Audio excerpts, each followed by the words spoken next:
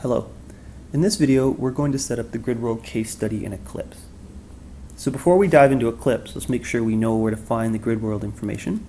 And you can find that on the AP website under the Computer Science A, Courses and Exam, and then the case study. So if we click that, you get this GridWorld case study.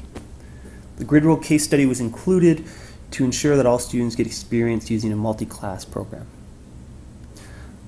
It replaced something called the marine biology case study. If you look at old exams when you're preparing for the AP exam, you'll come across this marine biology case study. You can ignore it because you'll only be asked about the GridWorld case study.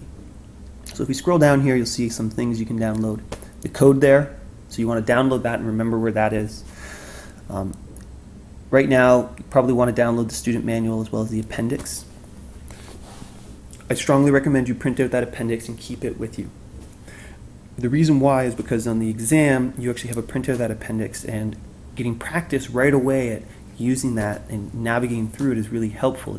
Not only does it familiarize you with the classes and makes it easier to work, it also helps you memorize them because you naturally will. So we're going to go, we've downloaded that code, and now we're going to go back into here. So what I'm going to do is I'm going to make a new project, and we're going to call this GridWorld Demo. And in the past, what I've said is I've said hit finish. But we're not going to do that now. We're going to hit next. The reason why we're going to hit next is because in this case, we need to include some libraries. Libraries are a collection of classes that we might want to use. And those classes are packaged in something called a jar file.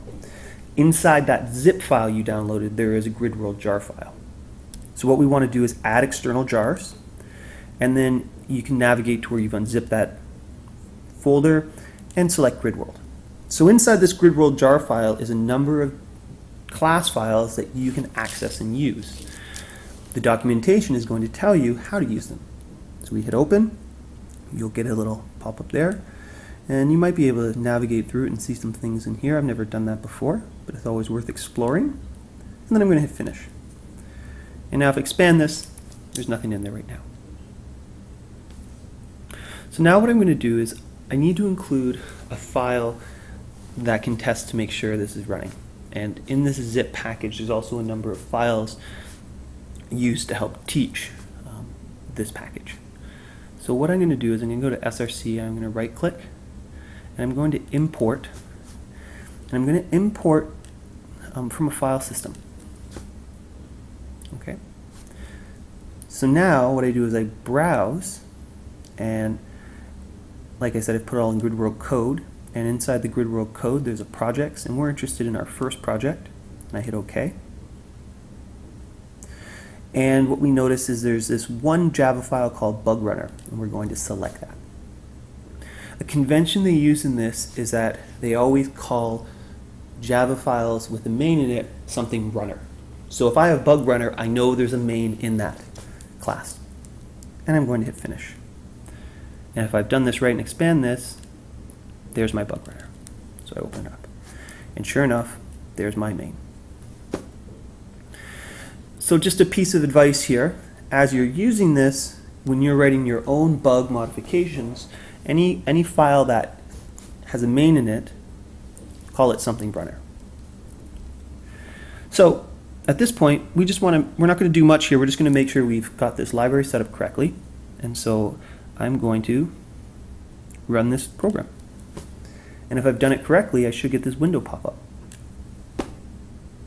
And so it's amazing. This small amount of code does all of what you see on the screen there, and that's because it's using resources from that jar file. So really quickly, how this works is you have 3 buttons on the bottom and a scrolling bar. This bug has some sort of behavior, which we'll go into more detail. Every time I hit step, the bug takes a single action. So I can hit step a bunch of times and the bug's doing some stuff. If I select run, it essentially continually presses the step button over and over again. And I can hit stop and it stops it. I can hit run and it can run it. And I can adjust the speed. You can get the bug moving pretty fast. Play around with this just to get started. You'll find that you're able to right click, And you can add different things on here. So I could add a rock. I could add another rock. Where's a rock? Oh, there's something there, so we need to remove it. So we're going to remove that flower, and then we're going to add a rock. So now if we hit run, you're going to see the bug will do something different again. The GridWorld case study consists of us writing code and dictating the behaviors of various bugs and actors on the screen. I hope that helped. Good luck.